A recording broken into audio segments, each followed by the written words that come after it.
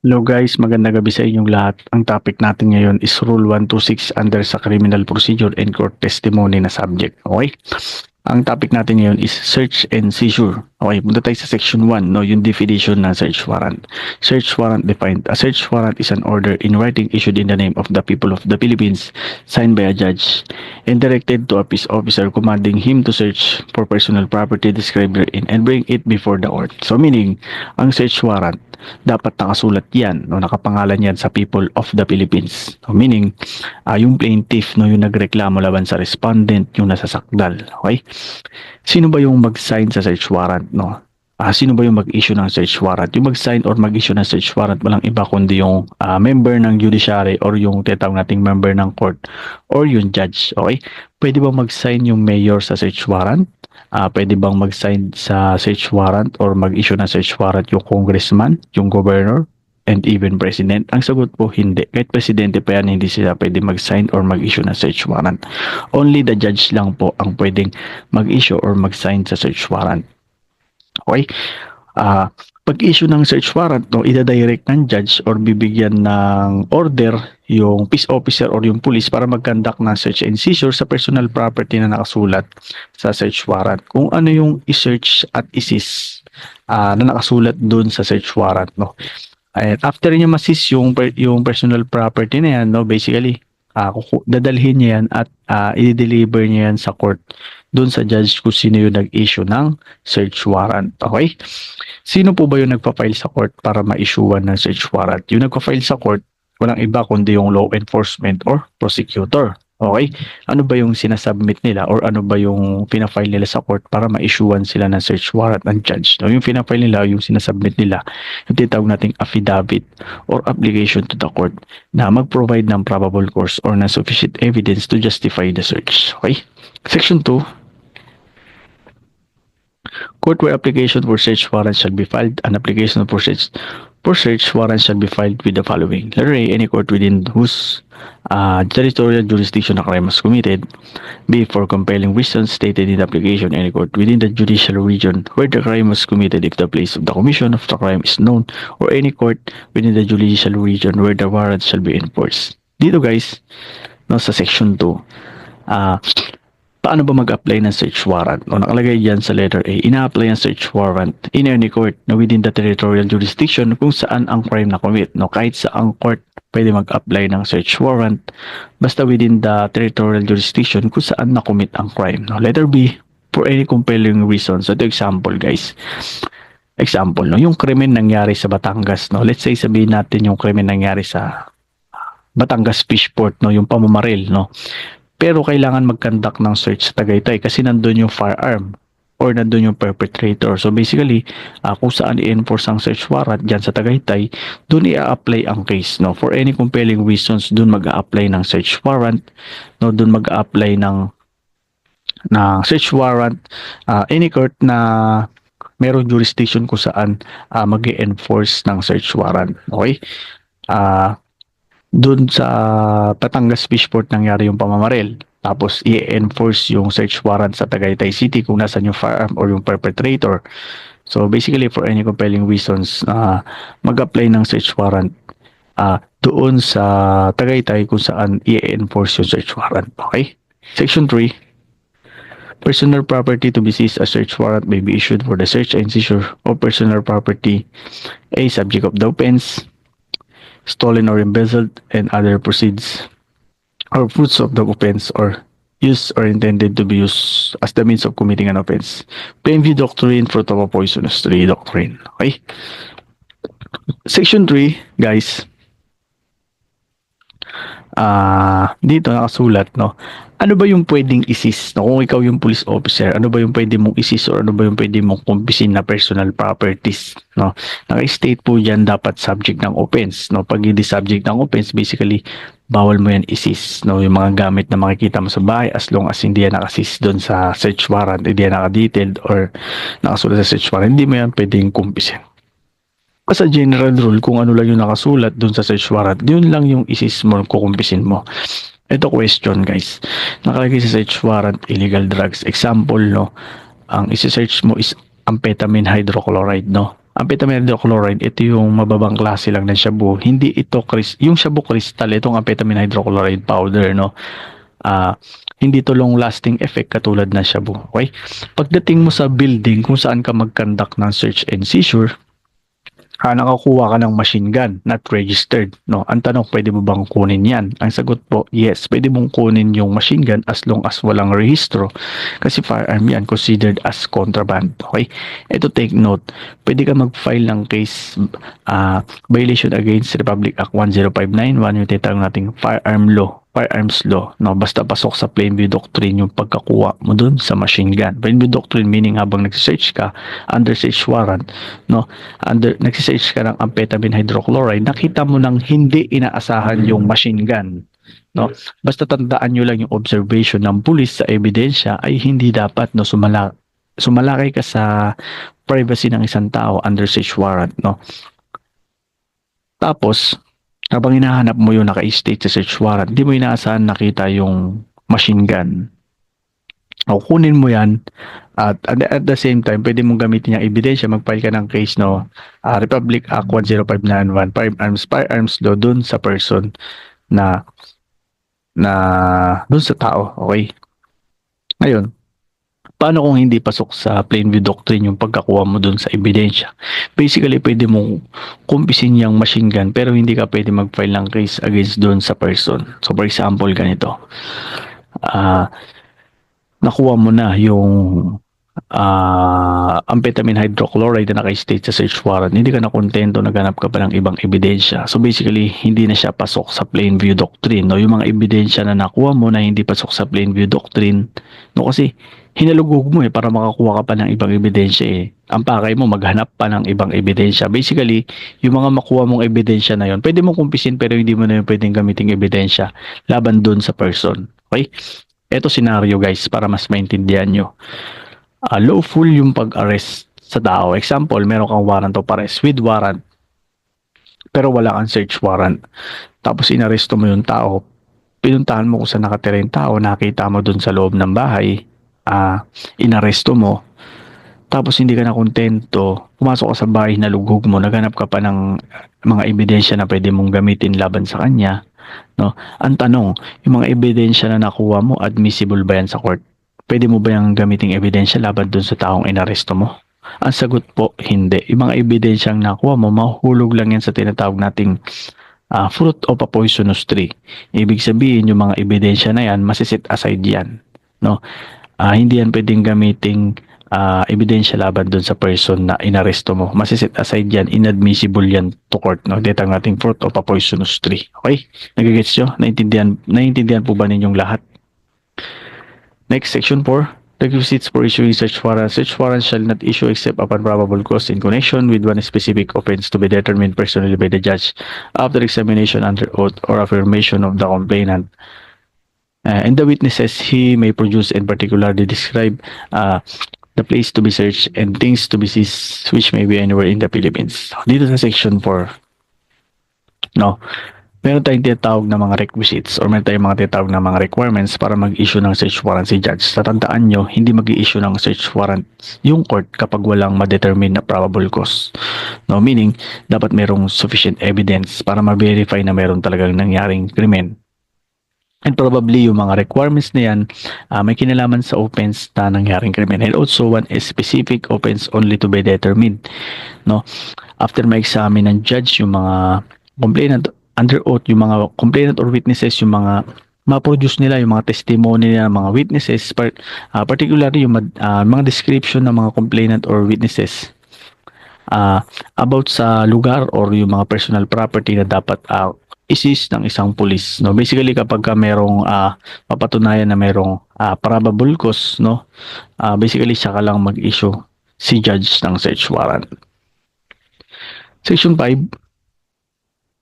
Examination of complainant record. The judge must, before issuing the warrant, personally examine in the form of searching question and answers in writing and under oath the complainant and the witnesses. He may produce on facts personally known to them and attached to the record their sworn statement together with the affidavits submitted. Section 5. No, dito yung pag-examine ng complainant ni judge at yung record na ma-produce ng complainant or ng witness. kailangan before issuing search warrant, no, yung judge mandatory na personal niya ma-examine yung form ng searching question and answer, no, dapat in writing and under oath, no, dapat munang tanungin ni judge, no, makakuha siya ng mga sagot sa mga complainant or dun sa mga witness na pwede nilang ma-produce, no, yung mga testimony ng mga witnesses na pwede nilang ma-produce na meron talaga silang personal knowledge of facts regarding dun sa nangyaring krimen, no, and also i-attach ni judge yung mga sworn statement together with affidavit submitted. Section 7, right to break the door or window to effect search. The officer, if refuse admittance to the place or directed search after giving notice of his purpose and authority, may break open any outer or inner door or window of a house or any part of a house or anything therein to execute the search warrant or liberty himself or any person lawfully aiding him when unlawfully detained therein. Dito guys, sa section 7, no, ibig sabihin magkakaroon na ng karapatan yung police officer na sirain yung pintuan or yung bintana. Paano mangyayari yun? No? Example, ikaw yung pulis, kumatok ka, tapos yung lawful occupant na nakatira doon kung saan magkakandak ng search, isinarang ka ng pinto, ayaw kang papasukin. No, meron kang search warrant. No, pag meron kang search warrant, ayaw kang papasukin, merong refuse admittance, yung tinatawag na refuse admittance, basically pwede mo sirain yung pinto or bintana pag ayaw kang papasukin. Okay, pero kung pinapasok ka naman, no, walang refuse admittance, pinapasok ka tapos kahit pinapasok ka to legally search tapos hindi ka na kontento, no, sinira mo pa rin yung pinto or yung bintana. So basically magkakaroon ka ng violation, no, yung tinatawag nating abuse in service of search warrant, no, kasi nag-exceed ka sa authority mo, nag-exceed ka sa power mo to legally search. Okay, sinira mo yung pinto or bintana, wala namang refuse admittance, so meron kang violation, abuse in service of search warrant. Okay, pero paano naman pag nasa loob ka na tapos hindi ka makalabas kasi inilak ka sa loob, no? So basically, no, parehas yan kung papasok ka or palabas, nilakan ka, meron kang search warrant, basically meron kang rights, so meron kang karapatan na sirain yung pinto or bintana to get you outside or to get you inside, no? Pwede mong balagbagin yan, legal po yan. Okay, Section 8, search of a house, rooms, or premises to be made in presence of two witnesses. No search of a house, rooms, or any other premises shall be made except in the presence of the lawful occupant thereof or any member of his family or in the absence of the latter, two witnesses of sufficient age and discretion residing in the same locality. Dito sa Section 8, guys, tatandaan nyo, yung police officer, no, hindi siya pwede mag-conduct ng search. Hindi siya pwedeng pumasok at mag-search kung wala yung taong lawful occupant doon sa bahay, no? Kahit meron siyang search warrant, o example, ikaw yung police officer, kahit meron kang search warrant tapos walang tao sa bahay, no, bawal ka pumasok, bawal ka mag-conduct ng search. No, tatandaan nyo, no, kailangan nandun yung nakatira, nandun yung lawful occupant or any member of family ng lawful occupant. Ngayon, kung wala talaga yung lawful occupant, no, pwede na at least two witnesses, no, yung tinutukoy dito, two witnesses, no, in the same locality. Ibig sabihin, yung kapitbahay nung bahay, yung bahay nung lawful occupant na pagkakandakan mo na search, in the same locality, taga doon lang din, no. Maganda dito, guys, yung isama mo is yung mga barangay officials, yung mga tanod, kagawad, or barangay captain. Kalagay dyan, insufficient age and discretion, meaning dapat nasa wastong edad yung two witnesses na yan. No, and at the same time, and discretion, no, meaning bawal yung may sakit sa pag-iisip. Dapat nasa wastong pag-uunawa yan dahil kapag may problema sa pag-iisip yan, no, invalid lang po yung pag-search mo. Dapat sufficient age and at the same time discretion, nasa wastong pag-uunawa po yung two witnesses na tinutukoy dyan. Okay? Section 9, time of making search. The warrant must direct that it be served in the daytime unless the affidavit asserts that the property is on the person or in the place ordered to be searched, in which case a direction may be inserted that it be served at any time of the day or night. Dito sa Section 9, guys, no, tatandaan nyo as a general rule, ang time ng pag-search, no, as a general rule, during daytime, meaning sa specific time, 6 a.m. in the morning until 6 p.m. in the afternoon. Pero meron tayong exceptions. However, it can be served at any time of the day or night. When the affidavit asserts that the property is on the person or in the place ordered to to be searched, no, ibig sabihin, no, example bar yan. So basically pag bar yan, example merong prostitution, so gabi nag-ooperate yung bar, no. Kaya pwede exceptions po yan na mag-search ka sa gabi. Pwede po yan, exceptions po yun. Also naka-indicate sa search warrant yung time ng pag-search mo, and also yung exceptions, at nakasulat sa search warrant yung property na isis mo. Okay? Nagigets nyo na, unawaan nyo guys Section 10, validity of search warrant. Search warrant shall be valid for 10 days from its date, thereafter it shall be void. Okay? Ilang days lang ba magiging valid yung search warrant? 10 days lang. After 10 days, ma-void na yan. Ma-void, ibig sabihin, mapawalang bisa na yung search warrant after 10 days. Okay? May expiration date after 10 days na ma-void na yung search warrant. No? 10 days lang po yung validity na search warrant. Okay? Section 11. Next, Section 11. Receipt for the property seized. The officer seizing property under warrant must give a detailed receipt for the same to the lawful occupant of the premises in whose presence the search and seizure were made, or in the absence of such occupant must, in the presence of at least 2 witnesses of sufficient age and discretion residing in the same locality, leave a receipt in the place in which he found his property. Section 11 guys, dito. Tatandaan nyo.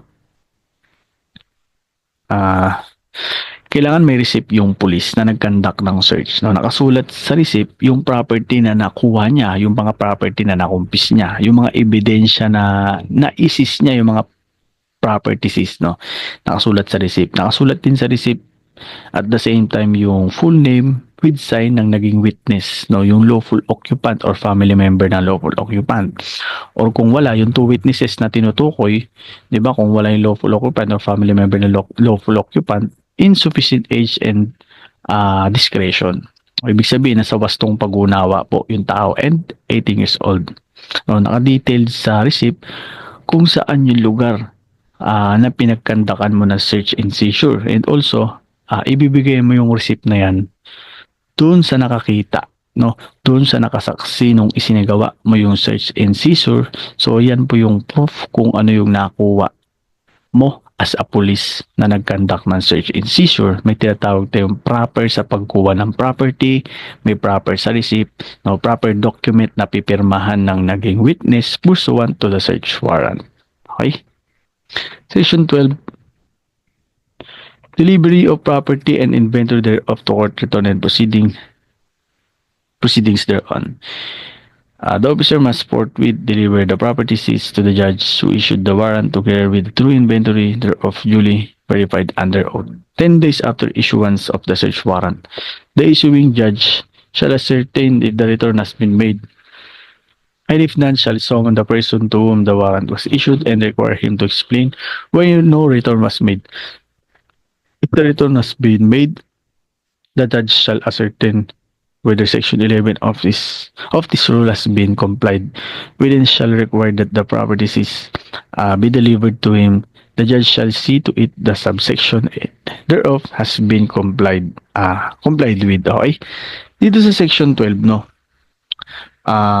Lahat ng masis na property, no? Kailangan yan i-deliver ng pulis sa judge.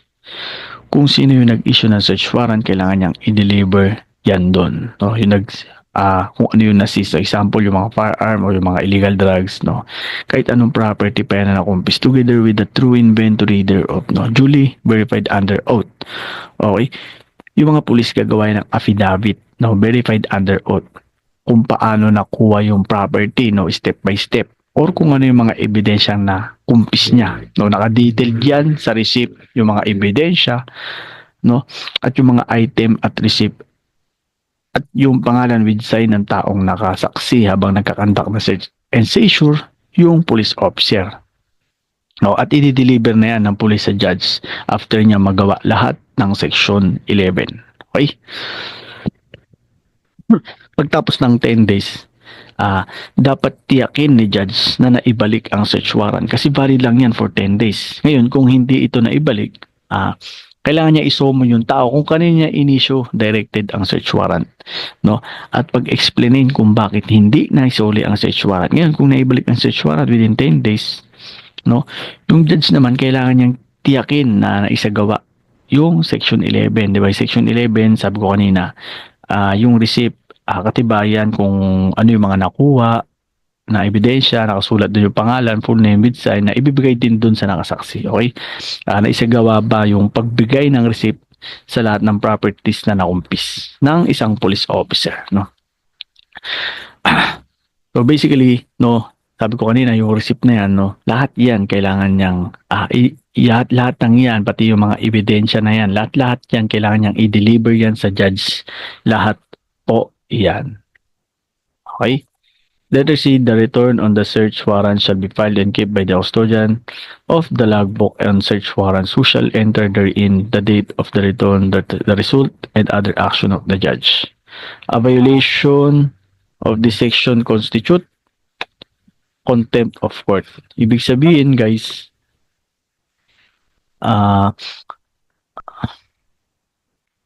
after ma-return ang search warrant, no, na sinerve ng isang police officer, no, kailangan niyang i-file ng custodian, no, itago yan sa logbook ng mga search warrants at nakasulat dyan, no, nakalagay dyan, nilagay dyan ng custodian yung date ng pag-return ng search warrant at anong result and also ano yung naging action ni judge in detailed form. Okay? Ngayon, kapag na-violate po, no, kapag na-violate yung nabanggit ko kanina, yung ABC, yung ABC na ini-explain ko kanina, kapag na-violate yan, pwede yan mag-result into contempt in court. Ibig sabihin, merong pambastos na nangyari sa korte, which is another problem ng peace officer. Okay? Section 13, next. Search incident to lawful arrest. A person lawfully arrested may be searched for dangerous weapons or anything which may have been used or constitute proof in the commission of an offense without search warrant.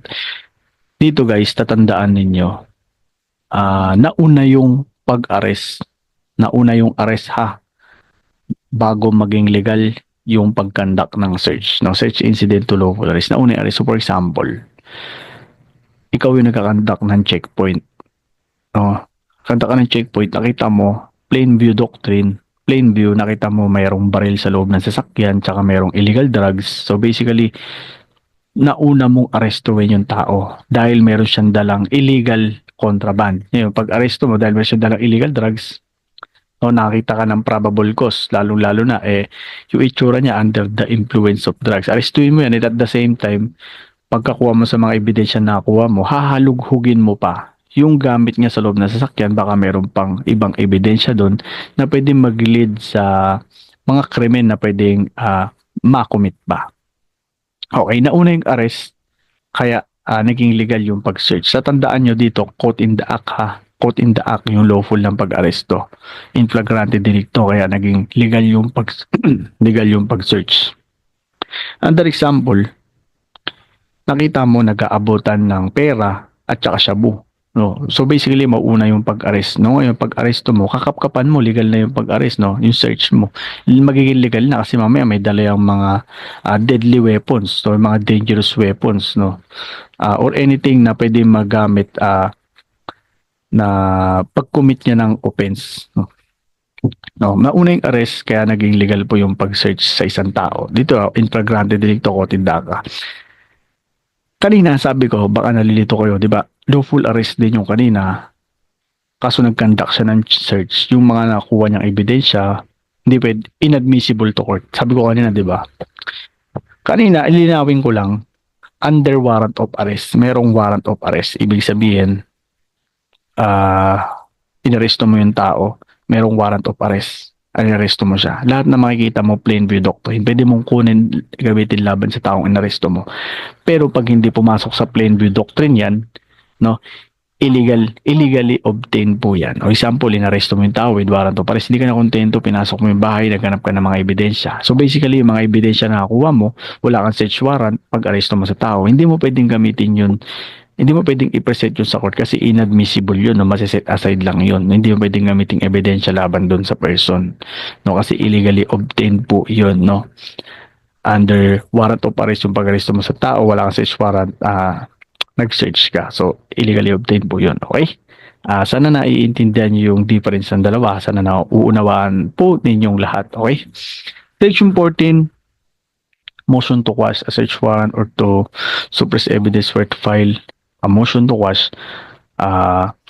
A motion to quash a search warrant and or suppress evidence obtained thereby may be filed in and acted upon only by the court where the action has been instituted. If no criminal action has been instituted, the motion may be filed in and resolved by the court that issued the search warrant. However, if such court failed to resolve the motion and criminal case is subsequently filed in another court, the motion shall be resolved by the latter court. Okay? Dito guys, generally, sa section 14, under the section 14, itong motion to quash, no?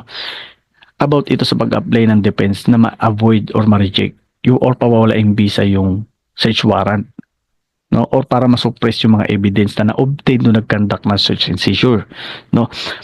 Pwede lang i-file yung motion to quash, no, sa judge kung saan na inasikaso yung criminal, kung saan na-institute yung criminal actions. Okay?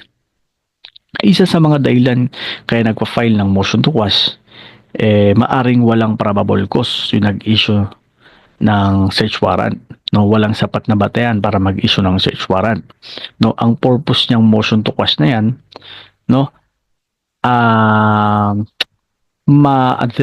purpose ng motion to quash na yan, no, ma-avoid po yung posible na wala namang probable cause pero nag-issue ng search warrant. So basically, ipa-file niya yan sa court para ma-resolve yung case na yan. So pag nag-failed yung court na ma-resolve yung motion na yan, no, kailangan niya ulit i-file yan to another court, no. Hihilingin niya sa judge doon sa another court, hilingin niya sa judge na ma-avoid or mapawalang visa yung search warrant kasi hindi nasunod yung tamang pag-evaluate or wala talagang probable cause nung nag-issue si judge ng search warrant. So basically, yung mga ebidensya na nakuha po ng mga illegally obtained, no, pwede niyang hilingin na hindi pwedeng gamiting ebidensya yon laban sa kanya kasi illegally obtained po yon.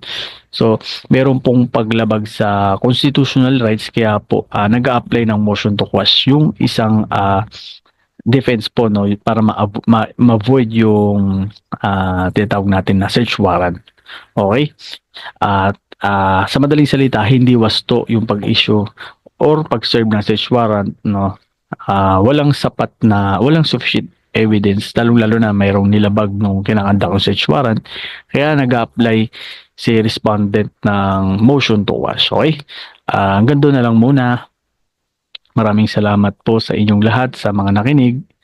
Sana marami kayong naintindihan sa topic natin. O kung meron po kayong question, i-comment nyo lang po sa comment section yung inyong mga question. Maraming salamat po sa inyong lahat. God bless. Pagpalain kayong lahat. God bless you all.